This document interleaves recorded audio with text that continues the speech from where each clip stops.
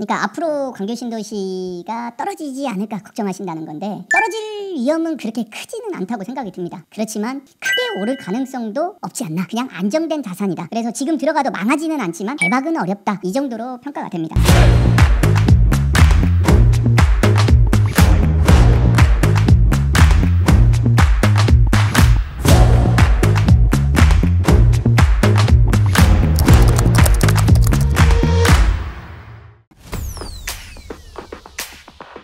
결론만 우선 말씀드리자면, 제가 지금 시세를 놓고 본다면 광교는 이미 고점 아닌 고점 근처 구간에 와 있다고 하는 게 제 의견입니다. 거품 요소가 많이 누적된 조금 상태라서 솔직히 과열단지나 비인기 저층 단지라든지 교통이 불리한 단지 등 그런 단지들은 조금 조정이 가능성이 보여지고요. 그 다음에 프리미엄 단지라든지 역세권, 랜드마크, 거기 광교 호수 근처라든지 향후에 교통 호재가 있는 부분들은 여전히 지지력이 있을 것으로 보입니다. 거품 플러스 조정 가능성이 조금 대두되고 무게가 더 크지만 완전 붕괴까지는 아니고 하방 안정성, 그래서 어느 정도 시세 구간이 형성되어 있다고 보시는 게 맞을 것 같습니다. 거기에 대한 기사들을 조금 보자면 적정이나 하방 여지가 남아있다는 증거들은 아시겠지만, 향후에 신분당선 연장이라든지 그리고 인덕원에서 동탄선이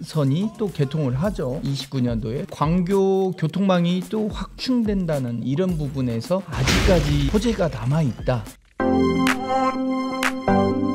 광교는 수원의 자족 기능에서 원탑이죠. 행정이나 상업이나 문화시설이 어느 정도 확보한 신도시다. 다른 신도시 대비 해가지고 하방 경직성이 상대적으로 높다는 평가도 있다. 거기에 쾌적 복지율이 한 40% 이상이 되기 때문에 그런 부분에서 다른 신도시보다 쾌적하고 살기가 좋다, 이런 부분으로 평가되어 있는 부분들도 있습니다. 아직까지도 무순위 청약에서 많은 인파가 몰리고 있는 부분도 사실이고, 그래서 앉아서 몇 억 번다, 이런 기사들이 많이 나왔죠. 투자 관심을 받고 있는 부분이 사실입니다. 최근에 보시면 초고층 랜드마크 단지들은 여전히 실거래가가 최고 수준을 경신하고 있죠. 조금 거품이 끼었다, 이런 기사들도 있습니다. 그러니까 한 달 사이에 광교 대장 아파트가 몇억 원 빠졌다, 거품이 심했다, 그리고 경매 물건들이 유찰되는 사례들도 좀 잦아지고 있다. 그리고 실제로 전세가하고 매매가 대비해 가지고 매매가가 조금 차이가 있다 보니까 매매가가 조금 과열이 돼 있다라서 이 부분에 어떤 거품명이 조금 있다는 어떤 신호다라고, 이런 부분의 기사 내용도 있습니다. 그리고 이제 광교, 수원 일부 지역들이 규제 지역으로 지정이 됐죠. 대출 규제 부담이 좀 커졌다, 규제 환경 속에서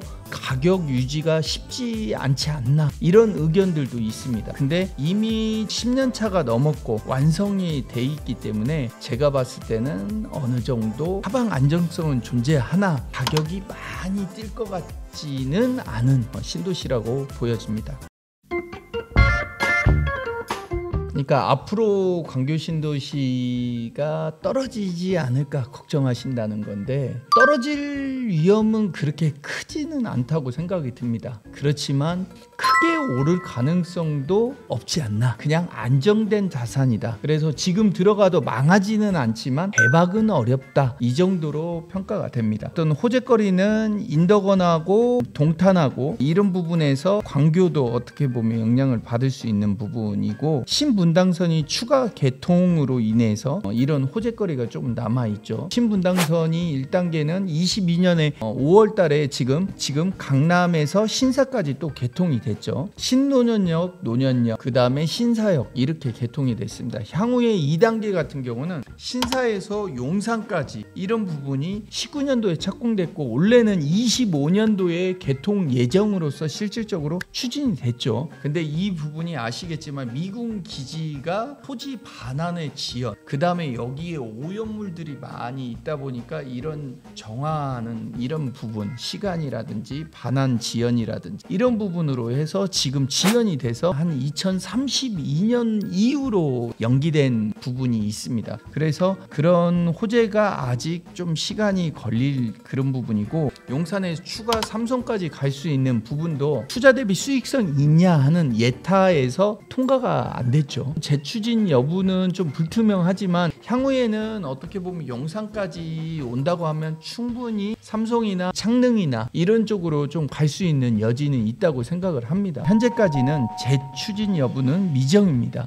이렇게 보시면 됩니다. 그리고 밑에 지역이죠. 광교에서 호매실 연장, 이 부분은 24년도에 착공을 했죠. 29년 12월 정도 개통 예정입니다. 그래서 수원 월드컵 경기장역, 그 다음에 수성중 사거리역, 그 다음에 화서역, 호매실역 4개의 신설역이 생기죠. 이런 부분이 조금 되다 보면 조금 호재성은 있지만 근다고 해도 어떤 시간이 조금 많이 지금 걸리는 부분이다 보니까 크지는 않지 않나 이렇게 생각을 합니다. 그래서 아까 말씀드린 대로 떨어질 위험은 크지 않지만 크게 오를 수 있는 제한도 그냥 크지 않다.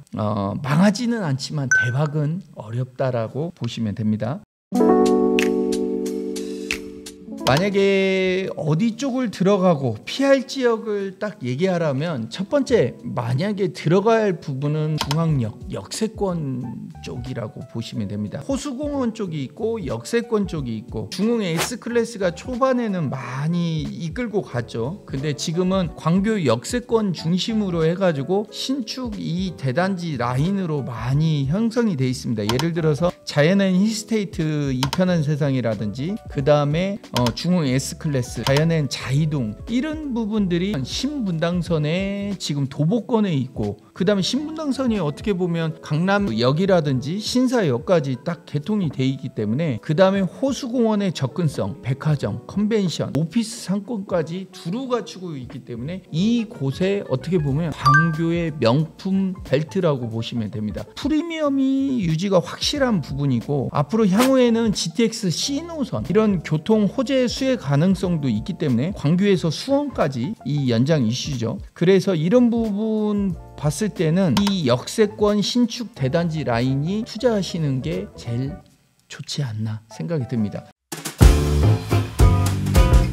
근데 만약에 이런 곳은 투자하지 말아야 할 곳이라고 하면 제가 봤을 때는 광교산 남측의 지금 외곽 단지, 어떻게 보면 성복역 조금 윗단지들, 이런 부분은 분당선의 접근성도 조금 낮습니다. 그리고 교통 체증이 조금 심하거든요. 어떤 상권의 접근성도 좀 불리한 부분이 있죠. 이게 좀 시세도 과도하게 반영된 부분도 있기 때문에 살기에는 좋습니다. 그렇지만 어떤 부동산 투자의 이런 부분을 해서 봤을 때, 그 다음에 거래의 회전율에 봤을 때는 조금 떨어지고 낮다는 생각이 듭니다. 그렇기 때문에 이런 부분에서는 조금 피해야 하지 않을까. 상현역 북측이라든지 원천호수 인근 일부의 중소단지라든지 이런 부분은 좀 피하셨으면 하는 게 양 대표의 소견입니다.